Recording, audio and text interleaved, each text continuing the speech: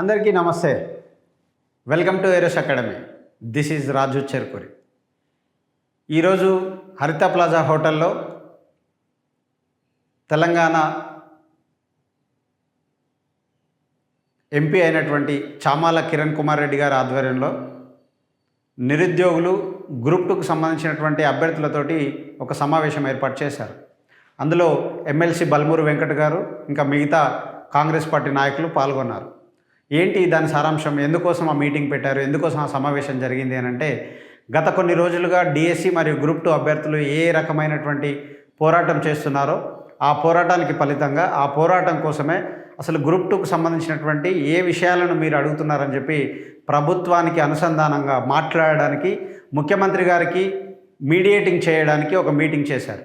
ఈ మీటింగ్లో Kiran Kumar Reddy MP attend అవ్వడం జరిగింది. నిరుద్యోగులు అటెండ్ అవ్వడం జరిగింది.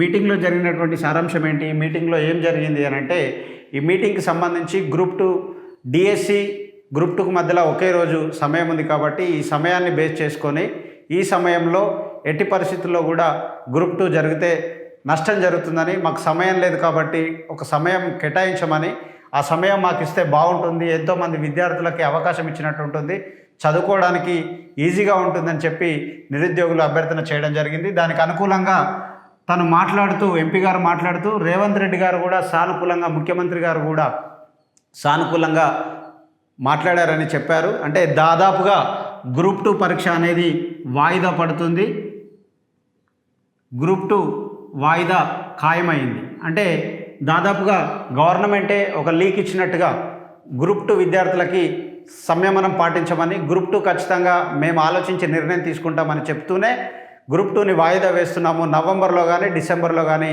ఎగ్జామ్ ఉండే అవకాశం ఉందనేది చాలా క్లియర్గా వాళ్ళు ఇంటిమేషన్ ఇచ్చారు. అక్కడ మాట్లాడిన నిరుద్యోగుల మాటలు వింటే కూడా వాళ్ళు కూడా ప్రభుత్వం చాలా సానుకూలంగా మాకు స్పందించింది, ఇన్ని రోజులకు మా ఆవేదనను, మా బాధను అర్థం చేసుకున్నందుకు ప్రభుత్వానికి కూడా ధన్యవాదాలని కూడా అక్కడికి వచ్చిన నిరుద్యోగులు చెప్పడం జరిగింది.